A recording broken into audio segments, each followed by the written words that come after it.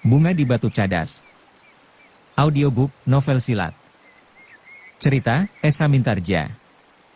Jilid 85.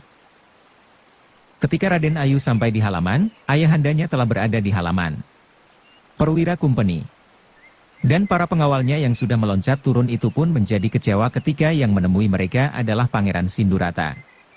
Namun akhirnya mereka tersenyum juga ketika mereka melihat Raden Ayu keluar sambil tertawa. "Marilah, aku persilahkan kalian naik ke pendapa." Raden Ayu itu mempersilahkan. "Aku juga sudah mempersilahkan," sahut Pangeran Sindurata. "Kami telah menghalau pemberontak-pemberontak itu," berkata seorang sersan Kumpeni, "kami membunuh orang-orang yang keras kepala." Para pengungsi itu menjadi berdebar-debar. Tetapi prajurit Surakarta sendiri pun memberitahukan kepada mereka bahwa pasukan Pangeran Mangkubumi memang sudah ditarik dari kota. Perwira itu ternyata menguasai bahasa yang diucapkan oleh Raden Ayu Galihwarit. Tetapi beberapa orang kawannya tidak mengerti, sehingga mereka hanya mengangguk-angguk dan tersenyum-senyum saja. "Terima kasih," jawab perwira itu, "aku sedang bertugas." "Tetapi kenapa pintu itu tidak dikancing? Apakah kalian tidak cemas dengan pemberontak-pemberontak itu?" "Tentu," jawab Raden Ayu mendahului ayahandanya, "kami baru saja membuka selaraknya ketika keadaan menjadi berangsur baik. Sebelumnya kami telah menyelaraknya. Kami takut jika ada dendam di antara bekas pengawal Pangeran Ranakusuma. Karena mereka tidak dapat melepaskan dendam mereka kepada para prajurit atau kumpeni, mereka akan dapat mencari sasaran yang tidak akan dapat melawan." Perwira itu tertawa. Katanya, "Jangan takut. Pemberontak-pemberontak itu tidak akan dapat berbuat apa-apa. Mereka datang untuk menyerahkan nyawa beberapa orang di antara mereka tanpa hasil yang pantas untuk mereka." "Tetapi kami bukan prajurit," jawab Raden Ayu. "Dalam keadaan yang gawat rumah ini tentu akan mendapat pengawasan yang sebaik-baiknya," jawab perwira itu. "Terima kasih. Marilah, silahkan duduk." Sekali lagi Raden Ayu itu mempersilahkan. Tetapi kumpeni itu menggeleng. Jawabnya, "Aku akan meneruskan tugas ini. Kami mohon diri Pangeran." Pangeran Sindurata yang mendengarkan pembicaraan itu pun menyahut dengan serta-merta, "Silahkan. Terima kasih atas perhatian kalian." Sejenak kemudian kumpeni-kumpeni itu pun meninggalkan istana Sindurata. Demikian mereka hilang di balik regol, maka Pangeran Sindurata pun berkata, "Hati-hatilah Galihwarit. Tentu mereka bukannya tidak mempunyai maksud tertentu datang kemari. Mungkin mereka mengira atas beberapa keterangan, bahwa tempat ini menjadi tempat persembunyian orang-orang Pangeran Mangkubumi. Atau dugaan-dugaan lain yang menyangkut persoalan seperti itu. Karena itu, kedatangan anak-anak padepokan itu membuat aku menjadi cemas." Tetapi Raden Ayu itu pun hanya tertawa saja. Bahkan kemudian ia berkata, "Jangan cemas ayahanda. Hanya itulah yang dapat aku persembahkan kepada Surakarta. Mungkin sebuah permata. Tetapi aku harus memungutnya dari dalam lumpur." Pangeran Sindurata menarik nafas dalam-dalam. Namun ia pun segera meninggalkan Raden Ayu dan naik ke pendapa. Sejenak kemudian pangeran itu pun telah hilang di balik pintu peringgitan. Raden Ayu Galihwarit termangu-mangu sejenak di halaman. Ia sadar betapa kotornya cara yang ditempuhnya. Ia pun sadar bahwa Warih yang telah dewasa itu tersiksa dengan sikapnya.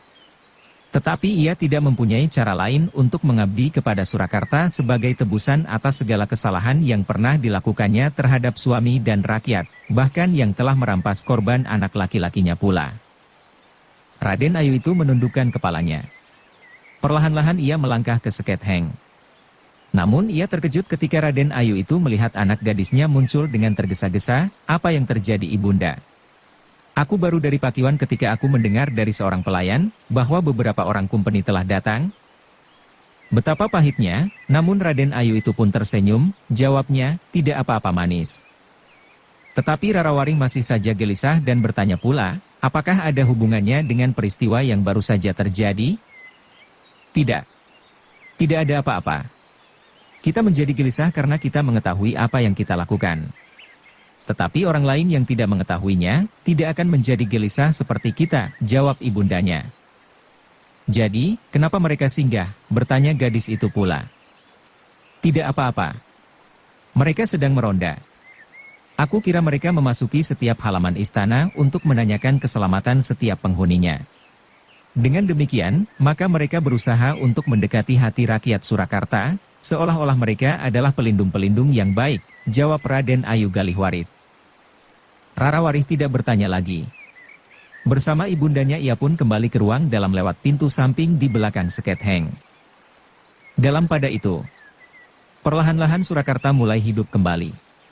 Orang-orang yang merasa bahwa keadaan menjadi semakin aman telah membuka pintu rumahnya.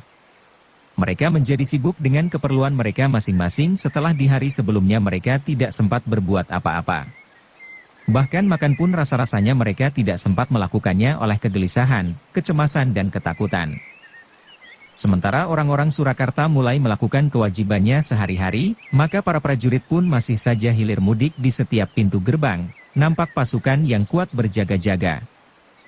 Di istana, ternyata Kanjeng Susuhunan masih saja dibayangi oleh kegelisahan. Bahkan kemudian Kanjeng Susuhunan itu memerintahkan para panglima untuk bersiap-siap. Katanya, aku akan melihat apa yang telah terjadi di Surakarta. Seorang kapten kumpeni dengan ragu-ragu mencoba mencegahnya. Katanya, Kanjeng Susuhunan, sebaiknya Tuan tidak meninggalkan istana. Mungkin masih terjadi sesuatu. Selebihnya biarlah kerusakan-kerusakan yang ditimbulkan oleh pemberontak itu dibenahi. Dengan demikian Kanjeng Susuhunan tidak akan melihat betapa liarnya pasukan pemberontak itu. Hal itu hanya akan menambah gelisah Kanjeng Susuhunan saja. Kapten, jawab Kanjeng Susuhunan, aku adalah prajurit seperti kau. Seandainya aku bertemu dengan pasukan lawan pun aku tidak akan lari. Aku dapat memimpin sendiri pasukan Surakarta untuk menghadapi mereka di medan, tetapi Kanjeng Susuhunan sekarang adalah seorang raja.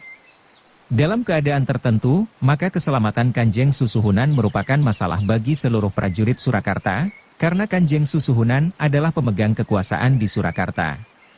Jika terjadi sesuatu atas Kanjeng Susuhunan, maka akibatnya bukan saja di bidang keprajuritan yang kebilangan pengikatnya, dengan demikian maka seorang raja akan menjadi golek pajangan yang tidak berarti apa-apa bagi rakyatnya, jawab Kanjeng Susuhunan. Lalu, aku memerintahkan untuk mempersiapkan pasukan. Aku akan melihat-lihat keadaan seluruh kota. Aku tidak akan mempergunakan kereta, tetapi aku akan berkuda. Tidak ada orang yang dapat mencegahnya lagi. Kanjeng Susuhunan memang ingin melihat apa yang telah dilakukan oleh pasukan Pangeran Mangkubumi di dalam kota Surakarta. Sejenak kemudian, maka pasukan pengawal Kanjeng Susuhunan itu pun sudah siap. Kuda yang akan dipergunakannya itu pun telah siap pula. Seekor kuda yang tegar dan berwarna gelap. Ketika terdengar aba-aba di belakang regol halaman samping istana Kanjeng Susuhunan, maka regol itu pun perlahan-lahan terbuka. Dengan gelar kebesaran sepenuhnya Kanjeng Susuhunan meninggalkan halaman istana mengelilingi kota Surakarta untuk melihat apa yang telah terjadi sebenarnya. Sebagaimana seorang prajurit, maka Kanjeng Susuhunan pun membawa kelengkapan seorang prajurit. Seorang senapati pengawal yang berkuda dekat di belakangnya membawa sebatang tombak pendek yang dibelit dengan cinde pada jangkainya, sementara seorang yang lain membawa songsong kebesaran yang berwarna emas. Rakyat Surakarta yang baru saja berani turun ke jalan telah terkejut melihat iring-iringan itu. Mereka melihat songsong keemasan yang mereka kenal sebagai songsong Kanjeng Susuhunan sendiri. Meskipun semula mereka ragu-ragu, namun akhirnya mereka melihat, sebenarnya lah bahwa Kanjeng Susuhunan telah menelusuri jalan-jalan kota untuk melihat-lihat keadaan. Dalam pada itu, Kanjeng Susuhunan sendiri menjadi berdebar-debar ketika ia sudah berada di jalan-jalan raya.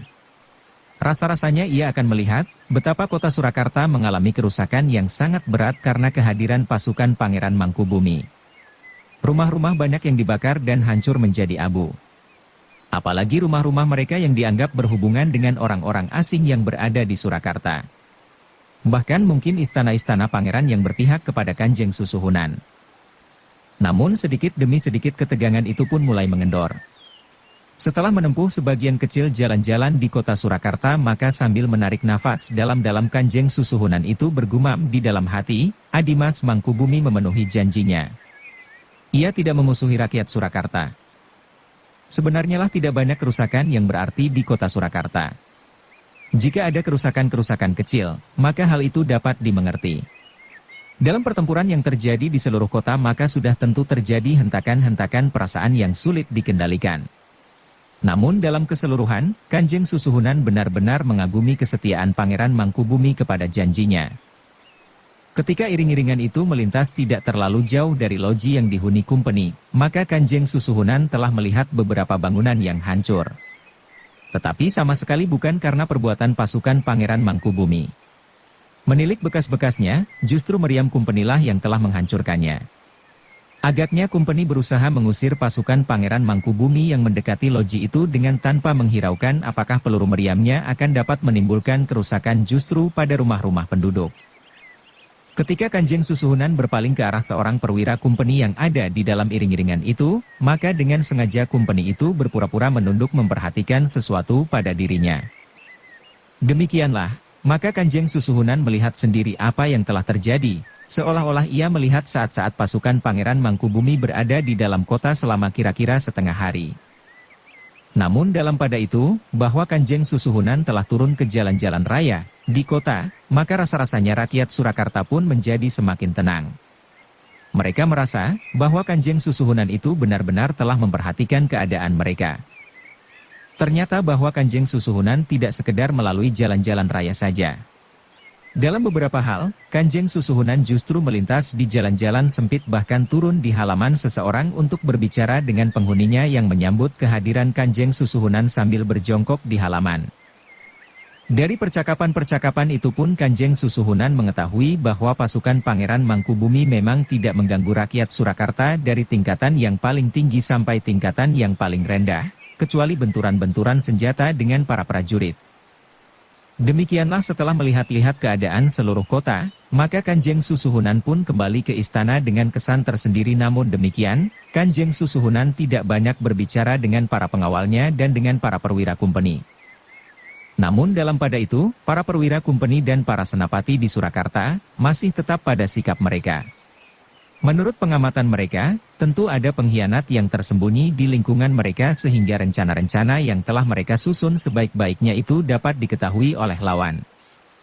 Dalam pada itu, selagi rakyat Surakarta berusaha memulihkan keadaan kehidupan mereka sehari-hari, di istana telah diterima laporan bahwa Raden Mas Said yang meninggalkan penambangan telah menyusun pemerintahan di daerah Keduang. Keduang telah menjadi daerah pemerintahan yang dipimpin oleh seorang bupati yang memerintah bagi Raden Mas Said sendiri telah bersiap-siap untuk kembali ke penambangan. Penambangan telah hancur, geram perwira Kumpeni yang memimpin sergapan ke penambangan yang gagal itu. Ia akan dapat membangun daerah itu dalam waktu singkat meskipun dengan bangunan-bangunan darurat, tetapi penambangan mempunyai daerah yang subur yang dapat menjadi lumbung bagi pasukan Raden Mas Said, jawab salah seorang senapati prajurit Surakarta. Kumpeni itu hanya dapat mengumpat. Untuk menyerang penambangan lagi tentu memerlukan waktu dan perhitungan yang cermat, karena kegagalan yang mereka alami itu telah mengecilkan arti Kumpeni bagi Surakarta. Karena itu, maka Kumpeni dan para senapati akan berusaha mencari lebih dahulu siapakah pengkhianat yang berada di antara mereka. Sehingga dengan demikian, maka untuk sementara Kumpeni tidak mempunyai rencana untuk menyerang. Kumpeni dan pasukan Surakarta memusatkan kekuatannya pada tempat-tempat tertentu yang merupakan pusat-pusat pertahanan untuk membendung seandainya ada serangan sekali lagi ke jantung kota. Sepasukan prajurit dan Kumpeni yang diperlengkapi dengan senjata-senjata api dan meriam kembali berada di Jatimalang, sementara pasukan yang lain berada di padukuhan sedikit di luar kota menghadap ke arah Sukawati. Meskipun demikian bukan berarti bahwa tempat-tempat lain diabaikan. Dalam pada itu, Raden Ayu Galihwarit pun mendengar dari mulut para perwira Kumpeni yang berbau minuman keras, bahwa di antara prajurit Surakarta tentu ada satu atau lebih pengkhianat yang telah menggagalkan semua rencana Kumpeni yang telah tersusun rapi. Siapa lagi yang akan berkhianat? Bertanya Raden Ayu Galihwarit kepada seorang perwira Kumpeni yang masih muda. Perwira itu menggeleng. Jawabnya, itulah yang harus kami cari. Pengkhianat itu harus dapat ditangkap sebelum meledak seperti Pangeran Ranakusuma yang langsung memberontak di dalam gelar yang dipimpinnya. Dengan demikian ia telah menikam langsung dari dalam tubuh sendiri. Bahkan anak laki-lakinya pun telah ikut pula melakukannya. Aku muak mendengar namanya, geram Raden Ayu Galihwarit, ketika aku masih berada di istana Ranakusuman anak itu aku usir pergi. Aku tidak mau tinggal bersama anak-anak pedesaan yang tidak tahu diri. Tetapi demikian aku meninggalkan istana itu sepeninggal anak laki-lakiku sendiri, maka anak pedesaan itu telah dipanggil masuk. Agaknya keduanya menemukan jalan yang sama. Berkhianat. Perwira itu mengangguk-angguk. Katanya, tetapi bukankah Pangeran Ranakusuma sudah mati? Tetapi anak yang memuakan itu justru masih hidup, sahut Raden Ayu Galihwarit. Bahkan anak itu telah sempat menjerumuskan anak gadisku ke dalam tangan pasukan berkuda yang menganggap bahwa dengan menahan Wari, Juiring akan menyerah. Oh, alangkah mudahnya mengambil satu kesimpulan. Juiring dan Wari bagaikan air dengan minyak. Bahkan seandainya Wari digantung sekalipun, Juiring tidak akan meratapinya. Bahkan ia akan mengucap syukur bahwa pada satu kesempatan ia akan dapat memiliki semua peninggalan Pangeran Ranakusuma. Ya, Raden Ayu benar. Memang bodoh itu panglima pasukan berkuda, sahut perwira kumpeni itu, tetapi bukankah Raden Ayu sudah dapat mengambil gadis itu dan membawanya pulang? Sudah. Dengan surat kumpeni aku telah membawanya pulang, jawab Raden Ayu. Itu sudah cukup untuk sementara, jawab perwira itu, kumpenilah yang selanjutnya akan menangkap pengkhianat kecil itu dan menggantungnya di alun-alun. Kepalanya kemudian akan dipenggal dan ditanjir dengan ujung tombak di gerbang samping istana Kanjeng Susuhunan, agar setiap orang yang lewat mengerti apa yang pantas oleh para pengkhianat. Raden Ayu hanya mengangguk-angguk saja. Namun dengan demikian ia mengerti bahwa kumpeni benar-benar sedang berusaha untuk menemukan seorang pengkhianat di antara para prajurit Surakarta. Karena itu, maka Raden Ayu itu pun menjadi semakin berhati-hati. Ia pun sadar bahwa jika mereka tidak menemukan pengkhianat itu di antara para prajurit, maka kumpeni akan berpaling kepada orang-orang yang berhubungan dengan mereka. Ketika di hari-hari berikutnya, setelah keadaan kota menjadi tenang kembali, Arum dan Buntal yang memasuki istana Sinduratan telah mendapat peringatan dari Raden Ayu Galihwarit bahwa keadaan menjadi semakin gawat bagi mereka. Adalah tepat bahwa kalian tidak datang bersama Juiring, berkata Raden Ayu, nampaknya kumpeni menjadi semakin berhati-hati. Meskipun, dalam penyamaran, namun Juiring akan dapat lebih mudah dikenali oleh kawan-kawannya dari pasukan berkuda yang selalu meronda di seluruh kota. Ya Raden Ayu. Agaknya Ki Wandawa sudah memperhitungkannya pula, sehingga untuk menghubungi Raden Ayu selanjutnya, kami berdualah yang mendapatkan tugas itu, jawab Buntal. Raden Ayu pun kemudian memberitahukan bahwa agaknya untuk sementara kumpeni tidak akan melakukan gerakan-gerakan keluar. Mereka masih akan membuat perhitungan ke dalam, sehingga mereka ingin menemukan lebih dahulu, siapakah pengkhianat yang berada di antara mereka. Meskipun demikian, bukan berarti bahwa kalian tidak akan lagi sering datang ke tempat ini, berkata Raden Ayu Galihwarit, kecuali mungkin sekali kumpeni merubah pendiriannya sehingga dengan tiba-tiba merencanakan satu gerakan keluar. Agaknya kehadiran Arum ke rumah ini dapat memberikan suasana yang lain bagi Wari. Arum menundukkan kepalanya. Ia pun merasa, jika ia hadir di istana itu, Rara Warih nampak menjadi gembira, seperti anak-anak yang mendapat kawan untuk bermain. Tetapi jika saatnya untuk meninggalkan istana itu tiba, maka wajah gadis itu pun kembali menjadi muram. Kami akan selalu datang Raden Ayu, berkata Buntal kemudian, namun kalanya pula, tetapi untuk beberapa hari kami akan melaksanakan perintah Pangeran Ranakusuma. Perintah yang mana? Bertanya Raden Ayu. Di saat terakhir, Pangeran Ranakusuma memerintahkan kepada Raden Juiring untuk menyingkirkan sebilah keris yang telah melukai Pangeran Ranakusuma. Agaknya keris itu pulalah yang telah menyebabkan pangeran itu gugur, jawab Buntal. Keris Tumenggung Sindura seperti yang pernah kalian ceritakan itu? Bertanya Raden Ayu Galihwarit. Ya Raden Ayu, jawab Buntal. Baiklah. Tetapi kalian benar-benar harus berhati-hati. Keris itu menurut pendengaranku, memang keris Linui. Sebagaimana nampak pengaruhnya kepada Tumenggung Sindura semasa hidupnya, ia adalah seorang prajurit yang keras, tegas tetapi juga terlalu cepat mengambil keputusan untuk membunuh. Menurut keterangan beberapa orang yang tentu juga diketahui oleh Pangeran Ranakusuma, namun agaknya tidak sempat mengatakannya kepada Juiring, bahwa keris itu menuntut kematian demi kematian.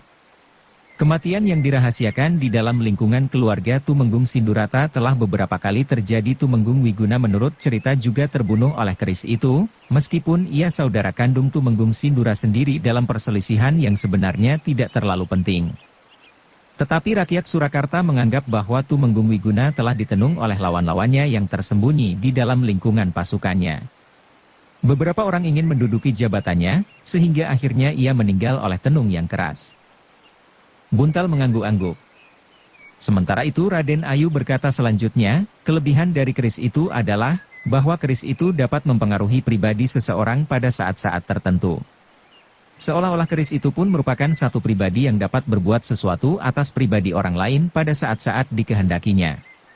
Karena itu, kalian harus berhati teguh selama kalian menyimpan keris itu. Aku setuju bahwa keris itu harus segera dilabuh ke Gunung Lawu. Sebenarnya lah bahwa Tumenggung Sindura pun telah menanggung akibat dari pengaruh keris itu pada pribadinya. Sebelum ia mendapatkan keris itu, pribadinya jauh berbeda dari saat-saat ia mulai menyimpan keris itu. Hampir semua orang yang sebayanya mengetahui akan hal itu. Buntal masih mengangguk-angguk. Kemudian jawabnya, terima kasih Raden Ayu. Aku akan menyampaikannya kepada Raden Juwiring. Dan sebenarnya lah bahwa menurut rencana kami, besok kami akan membawanya ke Gunung Lawu, mumpung kumpeni agatnya sedang sibuk dengan persoalan ke dalam tubuh sendiri. Berhati-hatilah, pesan Raden Ayu, namun, demikian kalian kembali dari Gunung Lawu, aku minta kalian segera datang kemari. Mungkin ada sesuatu yang penting perlu kalian ketahui. Baik Raden Ayu, jawab Buntal, kami akan segera menghadap setelah kami turun. Demikianlah, Raden Ayu masih memberikan beberapa pesan kepada kedua anak-anak muda itu. Namun kemudian, keduanya pun mendapat kesempatan untuk beristirahat dan berbicara tentang beberapa hal dengan Rarawari. Lewat tengah hari kedua anak muda itu pun minta diri. Setiap kali mereka harus menjelaskan kepada Rarawari, bahwa keadaan masih belum mapan jika Rarawari akan ikut bersama mereka. Pada saatnya kami akan menjemput Putri, berkata Arum ketika ia melihat wajah itu menjadi muram. Keterangan Raden Ayu itu ternyata telah menguatkan rencana Juwiring untuk meninggalkan pasukannya dalam beberapa hari. Ia ingin memenuhi pesan terakhir dari Pangeran Ranakusuma, untuk menyingkirkan keris yang sangat berbahaya itu. Bukan saja karena racunnya yang seolah-olah tidak terlawan, tetapi juga karena satu kepercayaan bahwa keris itu dapat mempengaruhi pribadi seseorang. Buntal dan Arum pun kemudian segera menghadap Kiai Danatirta setelah mereka kembali dari kota. Bersama Raden Juwiring mereka memberikan laporan tentang pembicaraan mereka dengan Raden Ayu Galihwarit kepada Kiai Danatirta. Syukurlah bahwa Raden Juwiring tidak pergi bersamamu ke kota, desis Kiai Danatirta. Ya, sahut Arum, hampir di setiap saat kami bertemu dengan prajurit dari pasukan berkuda. Jika Kakang Juwiring ada bersama kami, maka satu dan di antara mereka tentu akan dapat mengenalinya, sehingga hal itu akan sangat berbahaya bagi dirinya. Untuk beberapa saat sebaiknya Kakang Juwiring memang tidak usah pergi ke kota, desis Buntal. Aku memang tidak akan ke kota sampai aku menyelesaikan kewajiban terakhir yang dibebankan ayahanda kepadaku, jawab Juwiring. Jadi kalian benar-benar akan pergi ke Gunung Lawu untuk menyingkirkan keris itu, bertanya Kiai Danatirta. Ya ayah, jawab Juwiring, keris itu mempunyai pengaruh yang kurang baik bagi seseorang. Mungkin, jawab Kiai Danatirta, jika demikian, maka kalian harus mempersiapkan diri sebelum berangkat. Kalian pun harus memberitahukan, dan selebihnya minta izin kepada Ki Wandawa. Aku pernah mengatakan kepada Ki Wandawa tentang rencana itu, jawab Juwiring, tetapi aku belum mengatakan kepastiannya. Nampaknya sekarang rencana itu sudah pasti. Menurut Ibunda Galihwarit, untuk beberapa lamanya kumpeni tidak akan mengadakan gerakan besar-besaran. Karena itu, maka untuk sementara aku tidak perlu menghadap Ibunda. Demikian pula Buntal dan Arum. Namun itu bukan berarti bahwa kita semuanya dapat meninggalkan kewaspadaan. Menurut rencanamu, kapan kau dan adikmu akan berangkat? Bertanya Juwiring. Aku juga akan pergi, potong Arum. Sebaiknya kau tinggal menemani aku Arum, sahut Kiai Danatirta. Ayah di sini sudah mempunyai banyak kawan, jawab Arum, pokoknya kali ini aku harus ikut. Boleh atau tidak boleh? Juwiring menarik nafas dalam-dalam. Namun kemudian menurut pertimbangannya perjalanan itu tidak terlalu berbahaya, karena mereka akan pergi ke tempat yang sepi dan melewati jalan yang jarang disinggung oleh peronda dari Surakarta. Dengan demikian maka jika Arum akan ikut pun bagi Juwiring tidak terlalu banyak keberatannya karena itu, maka katanya, ayah, jika Arum memaksa untuk ikut, kami berdua pun tidak berkeberatan. Tetapi dengan janji, bahwa Arum akan bersedia berjalan untuk jarak yang panjang sekali dan tidak akan mengeluh sama sekali betapapun letihnya. Apakah kita tidak akan berkuda? Bertanya Arum. Kita akan berkuda sampai di kaki Gunung Lawu. Kemudian kita akan memanjat naik dan meletakkan keris itu di tempat yang tinggi, yang tidak akan pernah disentuh oleh seseorang kapanpun juga, jawab Juiring. Kenapa kita harus memanjat? Asal kita sudah sampai ke lereng Gunung Lawu, maka pesan itu sudah terpenuhi. Kakang dapat mencari tempat yang tersembunyi, tetapi tidak usah memanjat naik, desis Arum. Kau sudah mulai segan, desis Buntal. Tidak. Aku tidak akan segan meskipun harus naik sampai ke puncak, sahut Arum dengan serta-merta. Bersambung ke jilid 86. Dukung kami dengan subscribe, follow, like, komen dan share. Terima kasih.